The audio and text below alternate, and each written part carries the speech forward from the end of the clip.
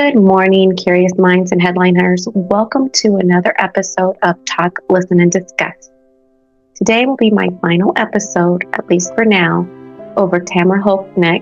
She is a young girl who died in Wichita Falls, Texas at the age of 22, a very suspicious death. And the family is not convinced that she drowned in a 2-foot small stock pond. And I agree with them. I do believe that her body was placed there intentionally after she had died somewhere else to make it look like an accident. I was thinking about what if Netflix made a documentary over Tamara. The exposure that that family would get, the scrutiny that the Wichita Falls Police Department for that time and the Tarrant County Medical Examiner's Office for that time would get, because there are some serious and a lot of questions in this case that just don't make it appear to be a cut and dry accidental drowning. First of all, to revisit the autopsy, there simply was not enough results in the autopsy itself that would suggest a reason for her to have accidentally found herself in a pond where she was not able to extricate herself and drown. She didn't show signs in the toxicology report of being drunk or having consumed an unsafe level of alcohol. She had no drugs in her system, and for being found with her face down in the water, she showed signs on her back of having at least been dead for 12 to 14 hours because there was lividity shown on her back, which means when she died and her heart stopped, gravity did what it was supposed to do, and it shifted her blood down to the lower spot, which would be her back, and that's where the blood pooled, and that's where the stain would stay. How did it get there? If she was face down, the blood would have gone towards her fingertips, more towards her face and stomach, and her kneecaps, toes, stuff like that. That's where the blood would have been most likely to have pooled, but it didn't. But what I do find compelling in that autopsy alone is just the lack of response to the lividity. That in and of itself would be very concerning. Okay, so that was number one on the autopsy. Number two, the search.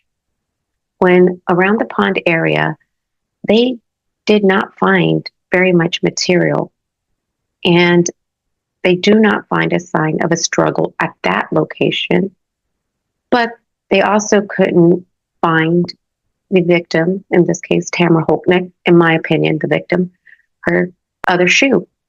She had been wearing 2 moccasins, and when they found her, she was wearing the same clothes that she was last seen in on February 25th, 2007. Her body was found March 28th, 2007.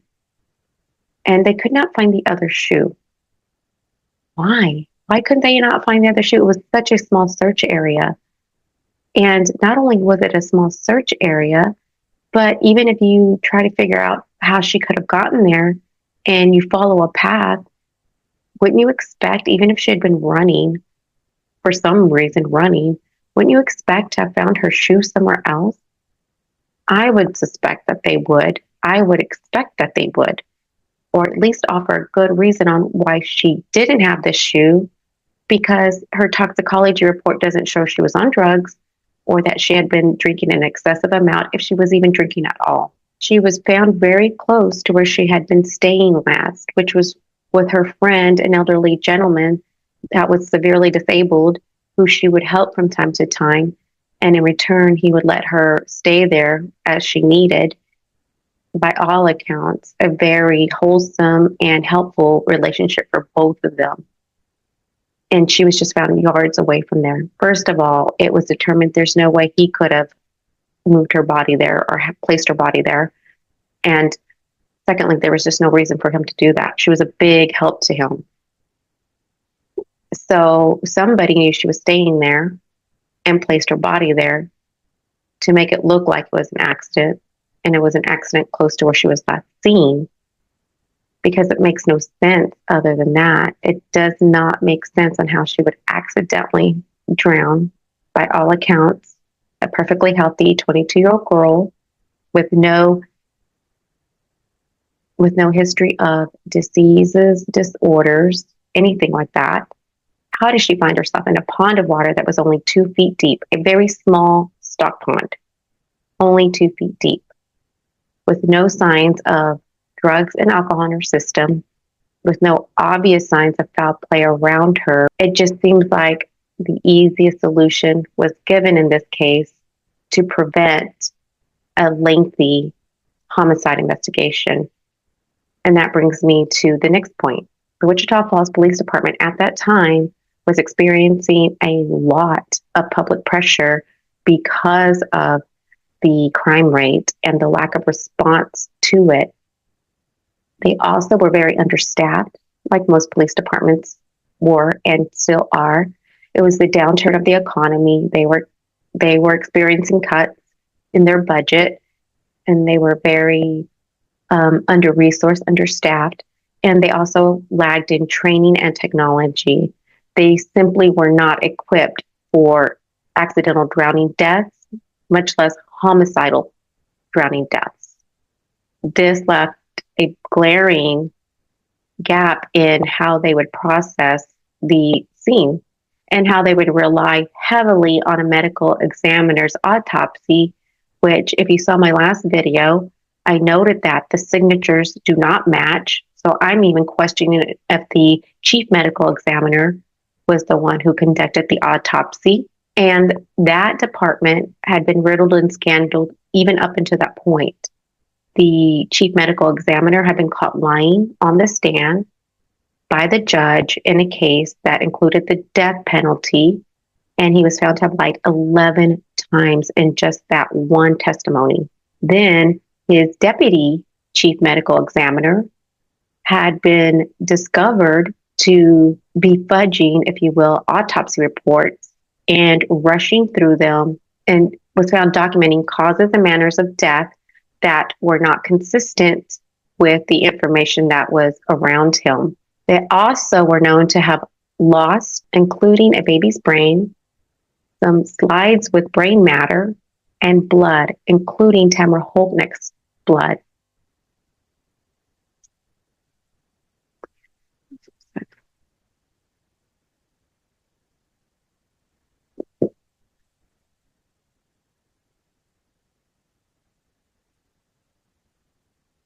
So that's the kind of medical examiner's office that the Wichita Falls Police Department was working with at the time. So it was a very perfect storm for everything to go wrong. Okay, which brings me to the suspects. I was perfectly prepared to give you names. I was, because the names are glaring. In fact, I'm going to give you the Facebook page to go to, and I'm going to link it in this description. And I want you to go put eyes on that Facebook page. There is a lot of information there. And once you start putting it all together, it really does glaringly point to who the suspects are and who I believe did have something directly to do with Tamara Holtnick's death. The reason why I'm not going to say them now is, well, I believe that they are guilty. I want to stand by and really push myself to not accuse anyone of being guilty. And I want to give them a chance to prove themselves that they are innocent, or at least that they are not guilty. I was doing really deep dives on their Facebook accounts, suspects. One, I cannot get his Facebook account because it's been disabled or it's been removed. And from the information I found, he is serving 20 years prison time for another crime he committed, a felony. But who I believe was his female accomplice, she's still living in the same county as Tamara Holtnick's family is. And I can't even imagine what that would feel like, to know that the person most likely responsible for your daughter's death is walking around free as a bird in the same county that you are in. Okay, so I came across an article. I'm going to put it here for you to see and read. I want to give you some background. The city I'm from, Wichita Falls, which is where this case took place, is pretty small. It's not the smallest town you're going to drive through, but it's small in two senses. One, the population varies. Sometimes it goes a little over 100,000. Sometimes it stays under 100,000. It's not very small, but it has a very small town feel. And people do seem to know each other there. And that's what I found out. Because on Facebook, people in Wichita Falls seem to be connected. People I didn't even know would be connected to these people, or at least connected to them on Facebook.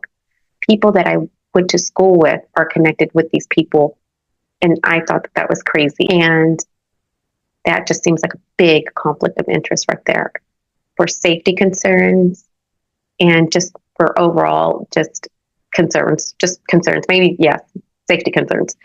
But this is what it is. So there was a story that was going around, and because these people travel together, meaning these nefarious characters, they have the same friends. They've all been in jail together at some point. Not the women with the men, but definitely the men with the men, the women with the women. They stay in the same circle. They seem to have love-hate relationships. They do have loose lips. They're not the smartest of criminals. They keep getting caught. They have very long rap sheets. But they are very cruel. They are very combative. And their posts drip with rage and evil intent. Even though they try to throw in a Bible verse from time to time, it's not fooling anyone. Those people are evil to the core. No doubt about it. Okay? There were some posts that were going around, and I saw them on the family's Facebook page, which is Justice for Tamara on Facebook, and I'm going to link it into the description. By the way, she has received no justice. There was a story going around where there was another death in Wichita Falls, and I'm going to cover that, and then I'm going to link that to this later on. There was a death in Wichita Falls where a man went missing after he just simply stepped out of his house to run errands. And the next thing you know, they're finding his torso in Robstown, Texas, which is where I found this article on a Facebook page that was associated with Robstown, Texas. There is a name that popped up. And the reason why I came across this article is because of the Facebook page, but when I started doing searches, it popped up because of the name I was putting in the Google search, and it got recognized and picked up, and that article popped up. So the guy went missing, and his ex-wife at the time, it was a very toxic relationship by all accounts, and it was a very toxic breakup. The man and the woman, the ex-wife, the ex-husband, were still, I guess, on some friendly terms.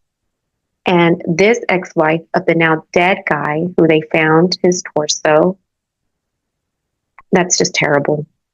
She was putting pressure on him to make his life miserable and to potentially harm him, to get him to stop, I guess, being a good father, because it seems like he either had the kids or his family had the kids. Either way, she just couldn't take it because the kids had been removed from her custody because she was a terrible mother.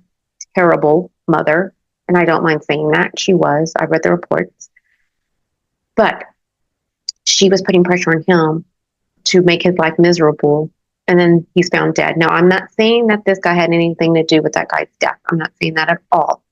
I'm saying that the connection was made, that she was asking this guy to really, make this guy's life miserable. Her ex that was found dead, his torso in another city, terrible. The ex-husband of the person of interest, in my opinion, in the Tamara Holtnick case, was still friendly with the person I think that did it. And this person of it, this ex-wife of the guy whose torso they found, because they were still friendly, happened to have conversations with this person. Okay, so the person of interest, the female in the Tamara Holtnick case, had loose lips with her ex's, at that point in time, girlfriend, and it seems by the Facebook post, love interest still. It seems like they still have something going on, but I also think that he has something going on with somebody else, because it seems like he's posting, or somebody's definitely posting about him, and it seems like they're close. Very weird. But so she relayed to this person, probably drunk and high, whatever, that she was involved in a death that happened in Wichita Falls in 2007. And it was about this girl who they found in the pond. Okay, so there's that story. This is how that relates to this. And that woman was using this story to blackmail the guy into harming her ex, to making his life miserable. There's that confession, if you will, that was brought up in a totally separate case. But again, Wichita Falls, why not the smallest town, has a very small town feel, and people do find out people's business, especially when they hang in the same circles and they have loose lips. Not the smartest of criminals, I'm telling you, which is why I still don't believe that the police department didn't make more advancements in this case. Okay, so this is what I think happened. There was, and I could not find it, a confession from the guy who was, I believe, the accomplice of the girl. And he is serving 20 years in prison, but somewhere around that time, he decided to make a confession because he had found God, and I'm not questioning that. I'm not questioning that, but he felt like he could give this confession, I guess, to purge his soul. And this confession was that he had at one point a dead body in his closet around that time, and that, he held that body in his closet. And there was more to that story. I couldn't find it, but basically that's the main concept I want you to grab onto there. The person of interest, the female, the person of interest, the male, who I believe were directly involved with Tamara Hopnick's death, had been hanging around each other for at least 15 years, because they are in several that I found post and arrests together. Their names come up together all the time. And it's chilling because their names came up all the time, almost as the family was being told these two were responsible. Okay. And you see that they've been hanging out with each other, partners in crime, for over 15 years. And they were always closely connected. In fact, the cousin of Tamara Hopnick had seen them together when they went to their house, or at least the house that they were staying at, because Tamara actually had a crush on the girl. In fact, I would say more than a crush. She seemed to be very infatuated with her. Okay? So the cousin did not get a good feel of this couple, who were not a couple, but partners in crime, because they were very volatile, very cruel. They were acting very badly towards Tamara. And she believed them to be, at least one of them, to be very high, the lady being destructive to the house, and the man just being very verbally belligerent. Okay, so Tamara just started hanging around these nefarious creatures. And then a few weeks later, they would find her dead in a pond after she had been really actively involved with this group. Coincidence? I don't believe in that. I don't believe that this person would start hanging around these people who have long rap sheets, whose posts, even up until this day, drip with rage and evilness, and that they didn't have anything to do with her death when she accidentally drowned in a pond. Okay? This is what I believe happened just from all the information I have. This is it. Tamara was young. She had an infatuation with this girl that she met, and she just wanted that girl to like her. Found herself running around with a bad group, and just didn't really have a good way to take herself out of it because of the town being so small and the circles being so tight there. And they are. When she was staying with Bert, he said, this is the elderly disabled man. When she was staying with the elderly disabled man, he said that when he saw her last on February 25th, 2007, she had popped out the door and told him she would be right back. In fact, I think this is true because she left her cigarette and her lighter behind. So she definitely was planning to be right back. Now, she didn't come right back because even though he doesn't know if she popped out to talk to somebody in a car or she popped out to talk to somebody in a nearby trailer, she did not come back. I think she did get into a car, and I do think that these people of interest were in that car, and they probably talked her into going with them, and that they would bring her right back, and they never did. I think that she hung around these people, probably at first, not in a threatening situation, just having a good time with them, and then good time got bad. I do believe that they kept her in the closet where the guy said that there was a dead body, and I think that they kept her in there without food and water until she died. And let me tell you why I believe that. Because in the toxicology report, she had no food in her stomach. I know that food doesn't have to necessarily be in the stomach. After 4 to 6 hours after eating your meal, food is out of the stomach, at least after 6 hours, out of the stomach. What I don't know is what was in her digestion system. So this is very hypothetical up until this point, because if she had food that was in her small and large intestine, then we're talking something else. But I don't see that. Okay. If that was the case and she died in the closet, then I believe that because they were cruel people. In fact, one of them posted, the female, that if she had killed her, which, she was saying, if I had killed her, I think I would have just sliced her open so that I could smell her insides. This is the kind of people she was dealing with, okay? So I could see them being cruel, keeping her locked in a closet until they found her dead, and then they disposed of her body. What they didn't count on, which actually didn't matter at all, but it should have, what they didn't count on is that her moccasin would fall off and only one shoe would be on her when they dumped her body.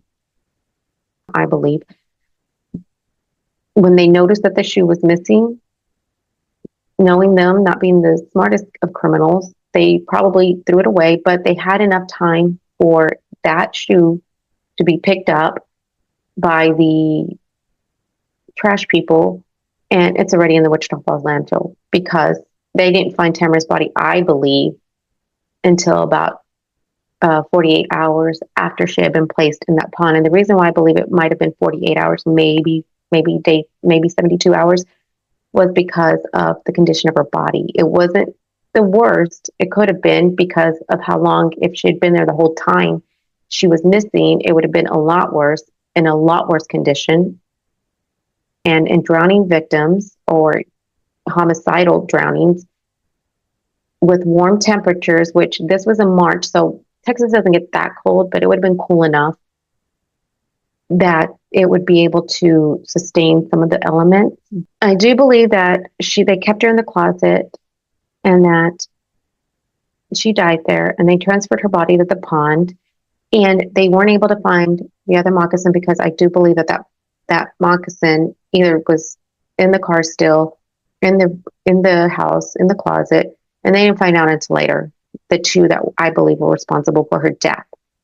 So what they did with that is they probably just threw it away. Now it's in a landfill. I don't believe that they found Amy's body, in my humble opinion. I believe that they found her body about 2 to 3 days later, in my humble opinion, just based on what I know about the autopsy report. And that's plenty of time for that trash to have been dumped and be in the landfill, and nobody's going to be able to find a moccasin in a landfill after that time, especially if they're not really looking for it. That's how I believe Tamara Holtnick died, and there's just no reason for me to believe that she died accidentally. In this situation, I believe that the family's spot on. That community was giving them the information, and the information they gave them was enough to, I believe, aggressively investigate. But this was not the ideal situation. You had a very corrupt medical examiner's office and a very incompetent, not necessarily due to the personnel themselves, but because of the resources they didn't have and the training they didn't have, police department. And then you had a young girl who, by all accounts, was very sweet, compassionate, and kind. loving, forgiving, that she would place her interest in a woman that wasn't loving, kind, compassionate, generous, giving, forgiving, any of that. In fact, she was cruel. I can see it in her post. I can see it in her face, and I can see it in her rap sheet. So it's not a big stretch of imagination to believe that these two characters were involved, and that is how Tamara Hochneck found herself in that pond, face down, because there's no other reason why she should have been. She was a healthy girl. She was only 22 years old. She had no medical conditions. She did not have drugs in her system. The only thing I saw was a trace of ibuprofen on the toxicology report, very minimal. And then she also had no obvious signs of elevated alcohol that would make someone suspect that she had been very drunk and found herself in a pond with her face down. So that's why I'm saying that I believe that this is how it happened. Believe it or not, homicidal drownings, based on my research, are very difficult to prove. They're very difficult to investigate because of water being the way water is and what those types of outdoor elements do to the body. So that's how I believe that she died. I do believe that there was no justice done here. And I really wish that this case would get more attention because the family deserves it. If there's one thing I can tell you about Tamara Hochneck's Facebook page is that it's very moving. It is. It's so moving. In fact, this is the picture that compelled me to work on this because it reminded me of my daughter at that age when she would wear her Teenage Mutant Ninja Turtle